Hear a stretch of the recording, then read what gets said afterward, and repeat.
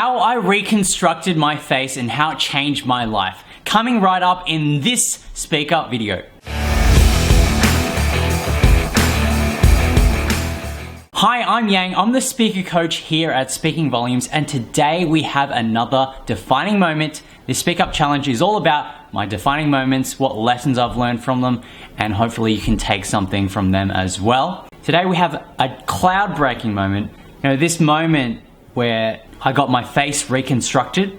It really helped me gain a lot of confidence, helped me soar. If you like these sort of videos, like it, share it with your friends, and we've got more of these coming up, so subscribe to my channel.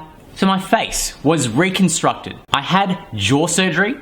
When I was younger, I had an underbite, which means my lower jaw was in front of my upper jaw. So as you can see, it's normal now, but usually with an underbite, your lower jaw is in front. So I had an orthodontist who looked after me. He was a pretty cool guy. He climbed Mount Everest, so whenever I went there, he had pictures of Mount Everest there. And I went there pretty much, every week or every so often to get a checkup. And I knew that I had to get surgery by the time I was 18 because you can't do it too early. If you do it too early, because I was still young, my face is still growing, I'm still growing, so things could move, and if I had surgery, it would mess things up. So that's why I had to get surgery when I was 18. I was someone who was always awkward. I didn't feel comfortable in my own skin. I was insecure about my image, and I felt a bit deformed with my jaw kind of in front, and I was an awkward person. I felt like that was part of it, making me feel like I wasn't normal. I had these weird things about myself that I wasn't comfortable with. And whenever people looked at me, I felt they were staring at me and they were judging me for how I looked. So I knew I had this surgery coming up. I was pretty excited about it, to be honest, even though there's a chance of death. Every surgery, there's a chance of death. I was comfortable with it. I was okay with it. But I was very excited because this was the moment that I would be able to look normal. I felt like it was going to open up more doors for me by looking different, by looking normal, and I would feel like I was more worthy because I had emotional abuse as a child, and I felt like I'm gonna be more worthy of love. I always felt like I needed to do things to deserve love, and I felt like this was one way to help me automatically, feel better about myself, automatically get love from other people, because I was gonna look better, I was gonna be more worthy as a person, and I was gonna change everything. So the surgery that I had, I don't remember too much of before and during. Obviously during I had the anesthetic, but after I woke up, and when I woke up it was like during the day, and I was swollen. I had a giant face. It was 3-4 times bigger than it is now. I felt like I had a football head, kind of like Hey Arnold in Hey Arnold. I felt like I had a football head. I wish I had a picture of it, but I was literally like this big. I was so swollen, and I had a tube going into my mouth, and I had this giant cylinder, and whenever I coughed up blood. It was pretty gross, and I couldn't eat for a while, at least a month and a half. And one of the things they did was I had a tooth as well that was on an angle, so they had to take that tooth out. It was like a normal tooth. It wasn't like a baby tooth or anything. It was like an adult tooth. It was a molar, and they had to take out the 3 other teeth that were in the same sort of positions. So I have 4 less teeth than any normal person. So excuse me if I eat slow because I have less teeth than you. So they took those teeth out, and they also removed bone from my lower jaw. They pushed the jaw back and they put bolts in. So I think of myself as a kind of a Frankenstein. I have bolts on my face. These bolts are not metal. I think they're plastic, because whenever I walk through the airport gates and the security gates, they never beep or anything. So I think they're plastic. And one thing that also happened with the surgery was my chin.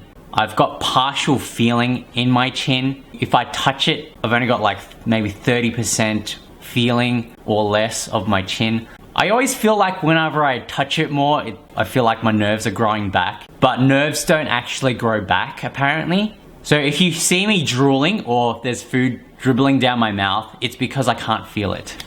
I have an excuse. When I had those smoothies from my parents, they always brought me smoothies with meat in them. And I can tell you, if you have smoothies with meat, It's the meat always overpowers any other flavor. So my smoothies always tasted like meat. It was kind of disgusting, to be honest, looking back. So I was in the hospital for at least a few days, maybe 4 or 5 days. And I came home, the swelling started to go down, but it took a few weeks, for the swelling to completely disappear. And I was a changed man. I felt very different. I felt more confident. I felt more normal. I felt less insecure about myself, but it was short-lived. I still had insecurities about my self-image. I was still an awkward person. I still felt like I needed to do things to deserve love because I had the emotional abuse from my parents. And so it was a temporary thing, but I think overall my confidence jumped a level and I felt like I was more of a normal person. It didn't open up the doors, the opportunities that I expected, but it did change my image in that I felt better about myself. I mean, the surgery itself was more of a cosmetic thing rather than a functional thing. My jaw was functioning perfectly. The orthodontist said, maybe 20 years down the track, it might cause issues, but now it doesn't. So it's more of a cosmetic thing more than anything. I mean, I just felt like I had a better proportioned face. It was like, my image is different. I'm more confident now. So my lesson here is confidence does really come from the inside. Sure, you can change your physical appearance by having surgeries, by having makeup, doing all those things to make yourself look prettier, more beautiful, to make you feel more confident. And certainly that does help. But ultimately, I think confidence comes from the inside. And if you can work on your inner issues, your traumas, if you look at my ayahuasca video up here and in the description, it's those sort of things that can help you deal with those anxieties and the insecurities and finding ways to deal with those in a more sustainable way rather than changing your physical appearance, which seems like more of a band-aid solution on those things. Because yeah, you can change your physical appearance and you can still be not very confident. There's a lot of people who physically attractive to most people, but they have a lot of insecurities. Like a lot of models, they're very insecure because they're always constantly judged by their physical appearance. So it is about the inner confidence and dealing with it with holistic methods. I think another lesson is don't change your physical appearance to get love or to feel accepted or validated. Because if you have to do that, it's not worth it to be in a relationship with that person, because you don't have to do those things to be worthy of love. You can be who you are without doing things to be worthy of love.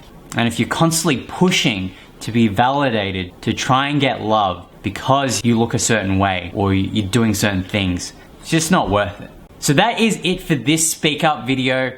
Do you have things about yourself that you feel like you need to change in order to be validated or loved by other people? Let me know in the comments below. We got more SpeakUp videos coming up. I managed to do work that I love and get paid for it. So how did I get paid doing what I love? If you like this video, like it, subscribe to my channel, share it with your friends, and I'll see you on another SpeakUp video.